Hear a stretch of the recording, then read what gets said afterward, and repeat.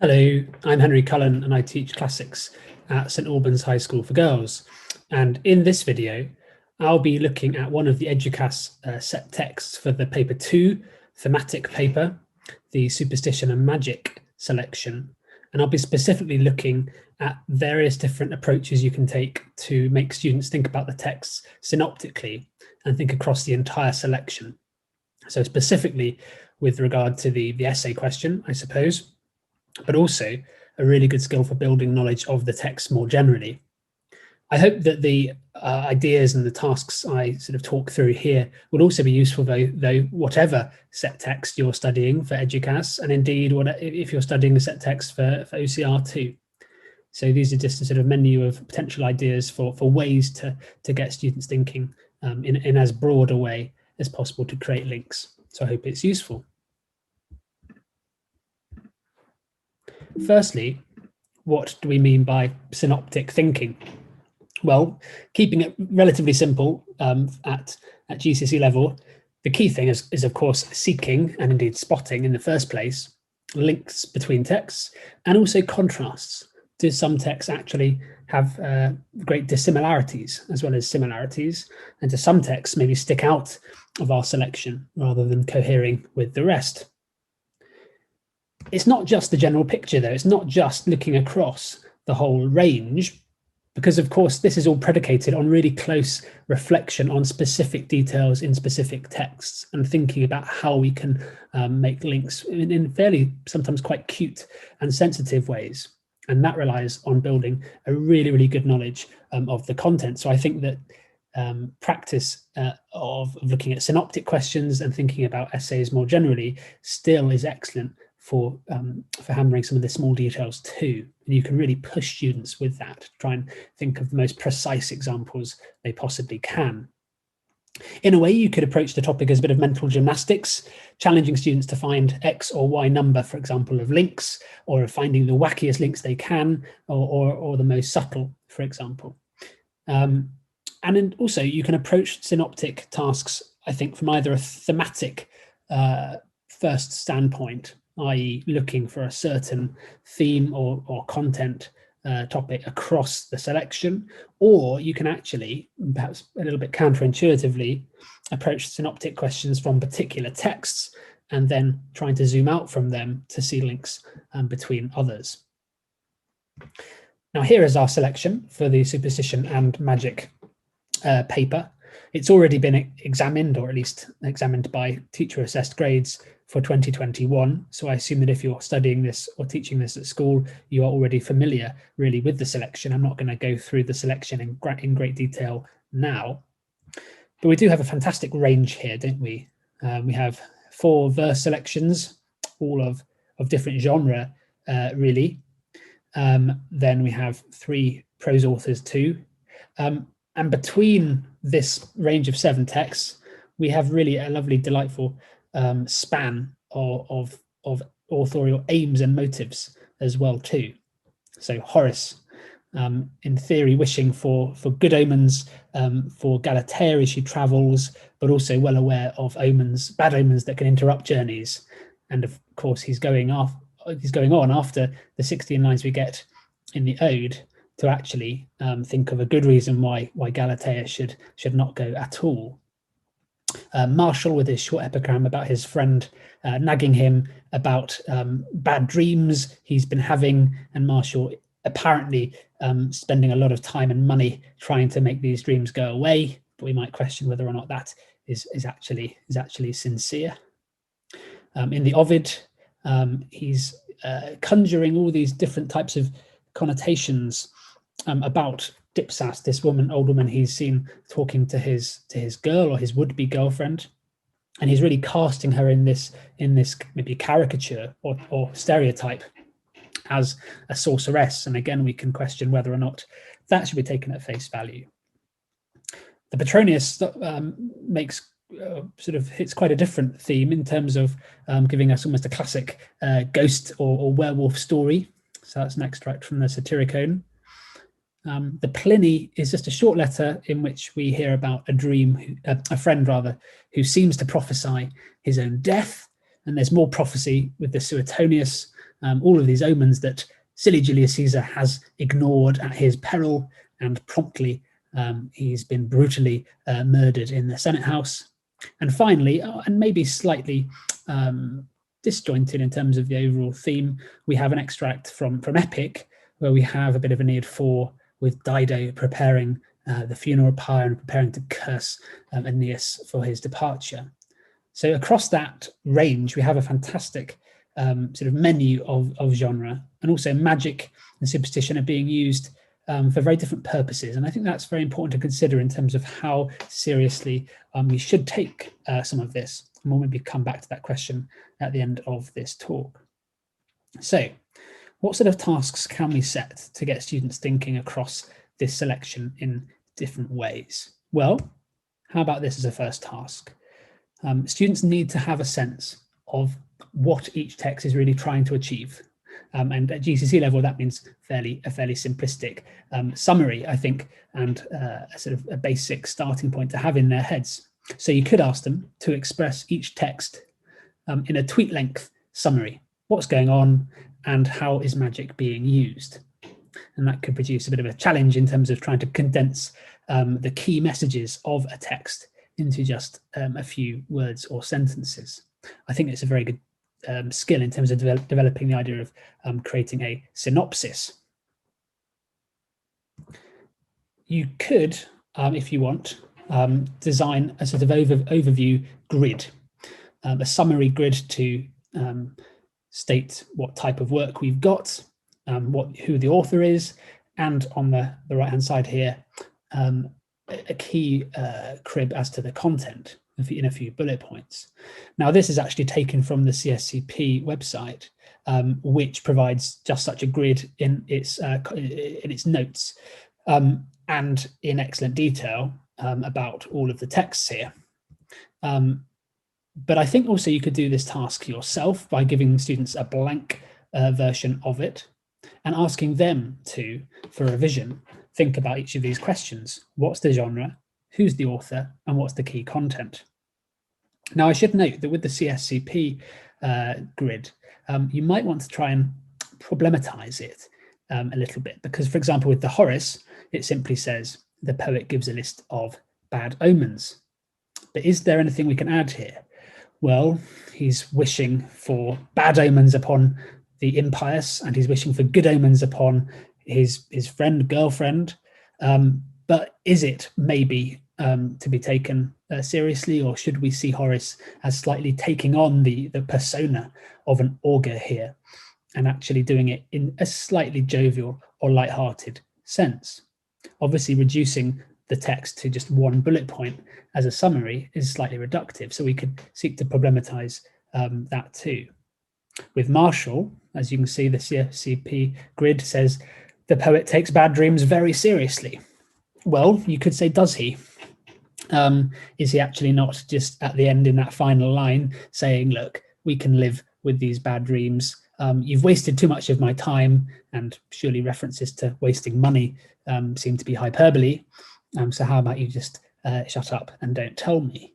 So you could question whether or not he does actually take those bad dreams very seriously.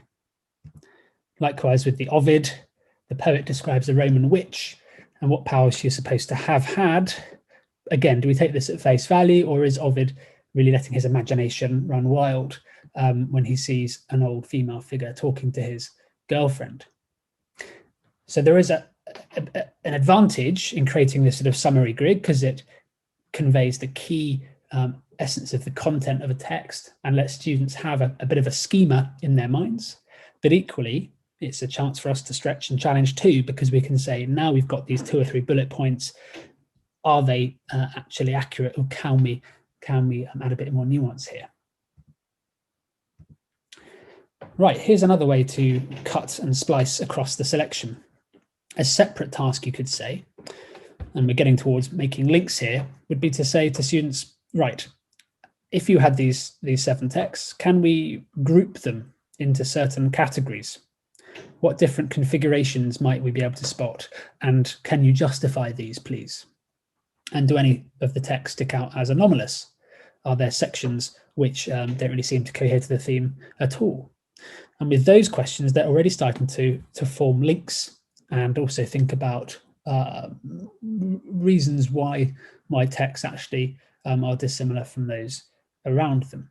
So you might, for example, say that, Horace, Martial, and Ovid, in all three of these, you have a poet who is drawing the language and in fact the content of magic and superstition of Roman religion into his poetry. You could say, in a slightly more sophisticated way, that you have a poet who is using the topos, if you like, of superstition or magic for a particular motive. Horace to cast himself as this augur, wishing good wishes upon his girlfriend, but equally and clothing himself in this in this language to win her affection, perhaps, or win her respect, to use the language of something that is clearly close to her heart. Martial to really maybe stress actually how his friend is annoying him, and actually he's quite happy ultimately not knowing about these dreams which are driving him to despair. And maybe ultimately we can live with bad dreams so long as they're out of sight and out of mind. Ovid, as we said, with the idea of frustrated love, and then casting Dipsas as a sorceress.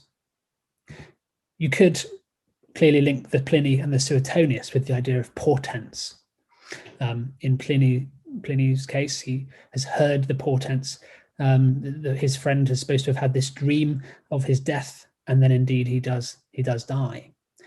For Suetonius, Julius Caesar had all of these omens but ignored them, and of course to his peril. So both of those texts are similar in theme. You could then say, the Martial also would tie into that. So we're now cutting and splicing the Martial in two different ways. And the idea of bad dreams being something to really take seriously and to avoid at all costs, and to react to, and to see if you can do something about, because they clearly are warnings from the gods. Then you could say, look, the Ovid and the Virgil both seem to describe the powers, the religious powers of women with particularly select knowledge and access to the supernatural. So we could see a link there. And as you can see, the text that we haven't really been able to fit in so far is the Petronius.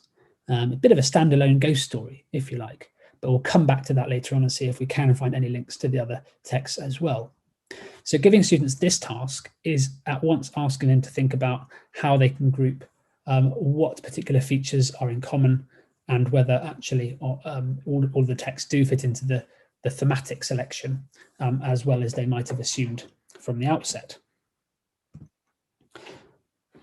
Another approach would be to build up from a basic sort of mind map about things that come into students' imaginations or thoughts when asked to reflect on the theme of superstition and magic. And in fact, you might well have done this at the very start of teaching the topic, and you say, right, let's throw everything on the board we can think of to do with superstition and magic in today's world. Or if you have already done a bit of background work on the picture sources and the work of an augur, a haruspex, and curse tablets, you could also include the idea of what does superstition and magic connote back in ancient Rome. So we could throw up lots of different ideas onto the board there. Things like witches and black cats and irrational omens like reading the tea leaves. Is magic really something we respect, or is it looked down upon? Are there people who claim to be magicians and have this special knowledge but actually are slightly tricking us, or maybe they're even con artists, and all sorts? Starting to throw themes down means that we'll eventually be able to start to group ideas and then to link them to our texts as follows. Once these ideas are on the page, you can start to see if you can group or summarize some of them together. And of the ones we've just had on the previous slide, I've color-coded some to see if they fit into a bit of a pattern, and we can almost rationalize what's going on here with this whole topic of superstition and magic. For example, the orange, starting in 12 o'clock, if you like, the orange seem to all be revolving around the idea of the world being a scary place full of forces we certainly cannot control. So higher powers, gods, fortune, things that are unknown or unknowable, and weird stuff going on, monsters, transformations, and so on. Bottom right in green, we've got the idea of the future being deeply unknowable and therefore doing everything in our power to try to get some head start on knowing it. Animals as warning signs, dreams as warning signs, omens we spot in everyday life. Once we can predict the future, if we can use those things as predictions, can we try to do anything about it? Can we influence events? Can we avoid events? And things like curses, spells, sacrifices, and dedications can all be seen as ways to do that. In orange, at sort of 9 o'clock, 10 o'clock, or rather dark brown, we have authority figures, supposedly intermediaries between us and the occult or the supernatural. For example, in today's world, witches and magicians. Back in ancient Rome, this would be your augur or your haruspex or your witch. And then in black, the idea of, are these beliefs really well respected? Are they universal? Or do some people actually pay no heed or even look down upon them? Now, once we've got these sort of rationalizations, that's a bit of a summary of the whole topic of superstition and the thought process involved for different people, can we turn these summaries into 16-mark questions, which actually then would tie into lots of different examples from our text, and indeed we can. So I've turned these rationalizations now into 16 markers, and I think all of these 16 markers could well be ones you see in the exam. So the world is a scary place full of forces we can't control. To what extent would a Roman have agreed with this? Or, bottom left, nothing can be done to influence or avoid future events. Would a Roman have agreed with this statement? So you can see how we're going from the mind map to a rationalization and a sort of summarizing of the thought process involved to then questions, which we can start to ask of our texts. Going back to that mind map, you could then say, right, we want to find an example in our text of where each of these ideas is spotted. And doing that for the magic and superstition, I came up with various different examples, as you can see on the screen. So, for example, higher powers and gods and fortune, well, you've got that in spades, for example, in the Virgil. The unknown and the uncanny, well, Pliny, he's rather perplexed and startled by the idea of the dream becoming true for Gaius Fannius. And monsters and transformations, well, you've got your werewolf in the Petronius. Immediately now, you're then creating links, aren't you, between ideas, and you're evidencing those with references to the texts. Now, of course, with the Eduqas, we've also got the fantastic visual sources as extra prompts. And in the essays, they do say refer to 4 examples from the text and the visual sources. I would recommend referring to at least 4 examples from the text, plus then chucking in some extras if possible, and at least 1, if not more, references to the pictures. So you're actually building up far more than 4 examples. But you could then set students the question of which of the pictures is most appropriate for these different themes. So with the orange, for example, the idea of the monsters and transformations, well, the picture most linked to the Petronius would be the road with the tombs either side. In the bottom right, we've got the idea of animals as signs and omens. Well, that could tie into the liver model or the augury drawing, the etching. With the idea of curses, spells, sacrifices, there's lots there. Obviously, you've got the relief with the sacrifice. You've got the cursed tablet. With the authority figures on the left-hand side, you could go back again to the liver model and think about the haruspex and whether this liver model gives him then access, special knowledge to the divine. And the idea of whether it's looked down upon, whether these superstition and magic are really universal, you could link that to the relief with Augustus there in the middle of the picture as an augur. So he obviously was maybe, if not sincere in his religious belief, he was at least clothing himself very obviously and conspicuously in the language of religious belief to gain respect amongst his fellow citizens and to clothe himself metaphorically in that sort of highly respected or at least central part of Roman life. So we have here the idea of ideas which spring from just general knowledge about the theme, magic and superstition, then a rationalization and a grouping of them into different, say, colors or different areas of the whole thought process to do with this topic, linking to texts and authors, and then linking to the visual sources. And you can see we're building up gradually layers upon layers of examples, ideas, and links. Now, we said earlier that the Petronius was a little bit of a maybe a standalone example in the selection, and I think that's probably true. But even here, we can challenge ourselves to see links between this text and some of the others. But out and out, the Petronius is just an interesting, spooky story, which is entertaining and gripping. So you could ask students to really identify what elements of it do make it particularly gripping. And I think there's something almost on every line here in terms of the ways in which we are entertained and we rattle along with the narrator. Now, I've put elements of what I think makes it gripping or entertaining on the left-hand side of this list.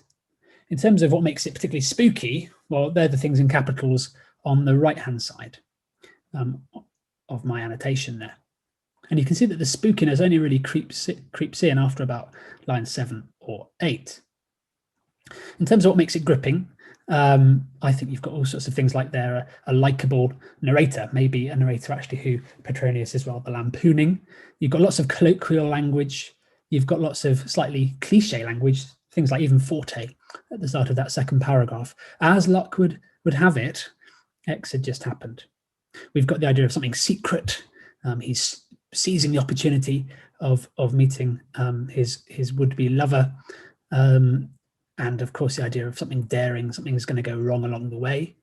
We've got lots of proverbs, we've got lots of hyperbole, and we've got inherently sort of spooky setting, a narrator who's rather naive, and then suddenly things twist, and we've got drama creeping in. So all of those are classic features of a gripping story, a ghost story. On the right-hand side, we've got things that are specifically more to do with the kind of horror genre, moon and moonlight, tombs, fear factor, weird rituals, metamorphosis, the horror of something being realized, and then something magical is happening. Now, in terms of student knowledge and precise citation and reference, you could then ask them to pick out particular lines or particular words which are really giving them these ideas. For example, I've highlighted in black, in bold rather, the Latin phrases that led me to pick out those features of what makes it a classic sort of spooky, gripping story. And then I've picked out in red the particular elements which are more related to the horror genre. And you could then say, right, can we find links between these elements and other texts? For example, with the moon and with strange rituals, we can actually see links between the Petronius and, say, the Ovid, or Petronius and, say, the Virgil. In terms of the idea of magical spells, again, the Virgil comes to mind too. So even with the Petronius, it seems to not necessarily be always obvious in terms of links with the other texts. We find that there are things we can do to tie it in. Another way of approaching it from a text sort of led perspective is to think about, say, characterization and archetypes, and whether they appear across the selection and to what extent texts are similar to each other. So you can set a task. We're looking at the Ovid.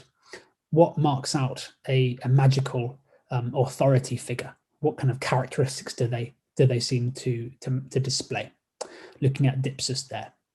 And at the bottom of the screen, I've listed various things which you could pick out in terms of features and distinguishing features about her magical identity.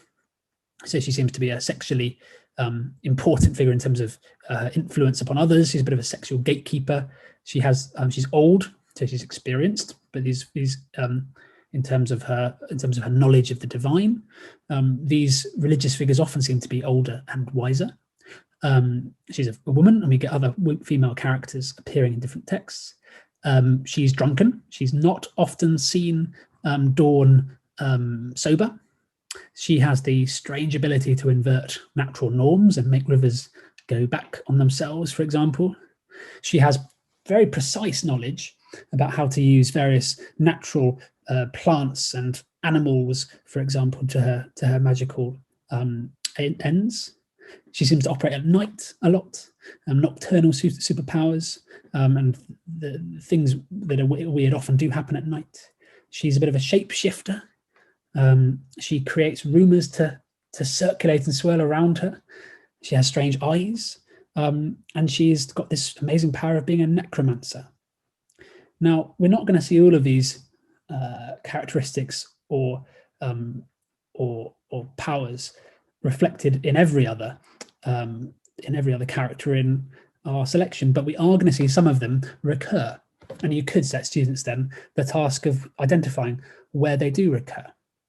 You could look, for example, at the Virgil and think, right, we have here two main characters. We have Dido, who's doing a bit of the sacrificing and the cursing in lines 14 and onwards. But we also have the priestess, the sacerdos, who is calling upon the gods, and she scattering various waters, and there are all sorts of herbs of particular types which are sought, for example, and a part of a horse's forehead. And we have here, I think, some clear links with the type of archetype and the characteristics that Dipsas is supposed to manifest. So spotting links between texts. Of course, Dido and the priestess do not reflect all of the characteristics that we pointed out with Dipsas, and there we can, of course, talk about contrast rather than similarity. In the martial, we have in lines 3 and 4 the idea of wine and the whole wine harvest being drunk up by this saga, this interpreter, this soothsayer, this witch-like figure, whilst Marshall and his friend are trying to sort out the meaning of these bad dreams. And again, here we have the idea of an old female drunken figure who seems to have this special knowledge, whether it's true or not, about the dreams and how to read them. So there's a little link between the Ovid and the Martial.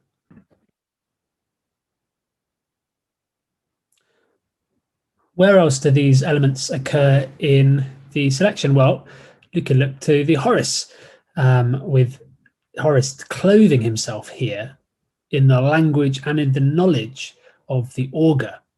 Now, this is a bit of a spin, isn't it, on the characteristics that we see with the Ovid and the Dipsas the sorceress, because here it's Horace himself, as the persona at least of the poem, who seems to have specific knowledge about the meanings of animal omens and specific powers, for example, to summon animals, to change the future and to give good omens.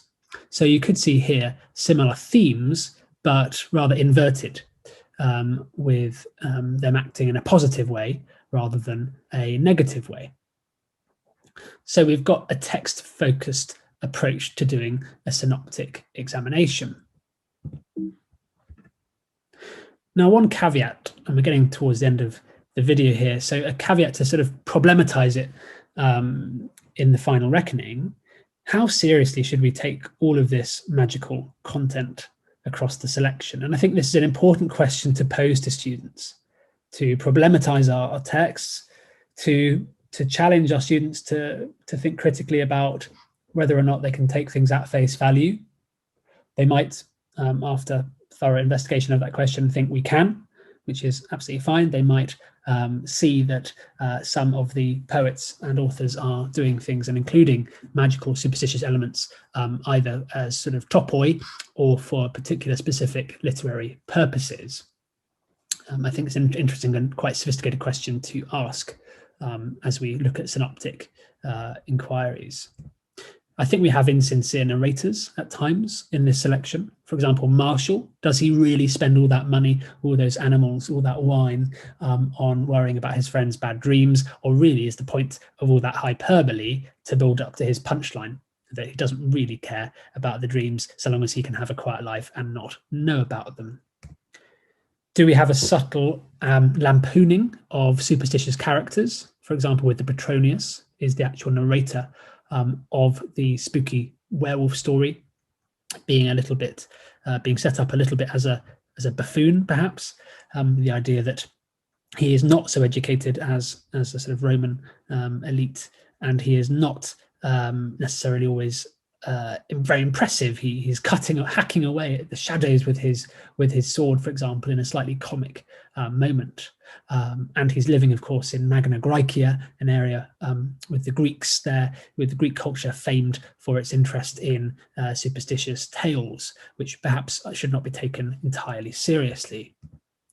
We have, as we've already discussed, the idea of superstition and magic as literary vehicles. In Ovid, it's really an expression of the poet's frustration that he can't get access to his girlfriend, that Dipsas is being cast as this witch-like character.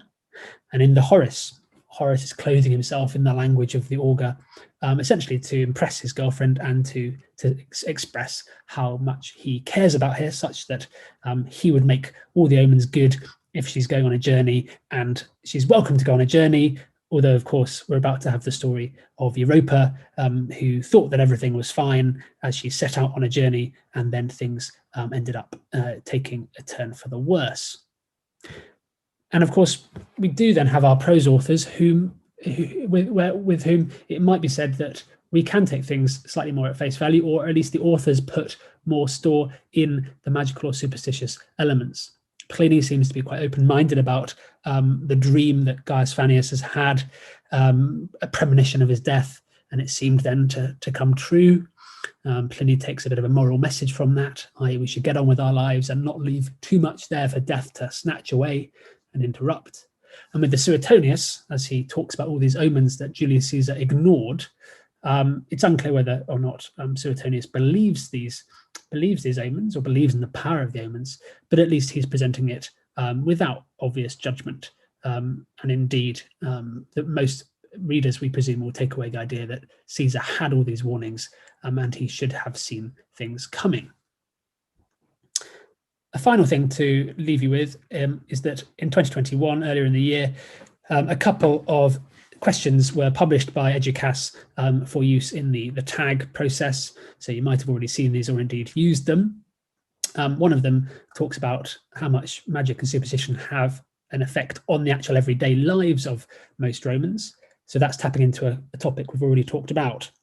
How much can we read these texts as evidence of genuine beliefs, for example?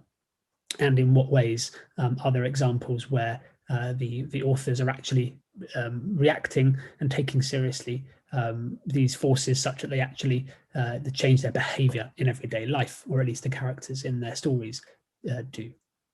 Secondly, it's about the idea of precise details in ritual. We haven't really mentioned that in this synoptic video thus far, but it'd be a really interesting way to tackle a synoptic inquiry, to put that at the center and think about where do rituals occur, and where does specific knowledge and detail, where are they necessary in the magical impact, or the impact rather of magical processes. That'd be a really good one to put at the center of a mind map for synoptic purposes. So I hope this video has been useful. I hope the approaches actually can also be quite easily transferred, whichever set text you're doing. And even if you're not doing a thematic text, but you're doing a text which just involves one author or one story, I hope that some of the approaches will be useful for revision purposes. Thank you very much.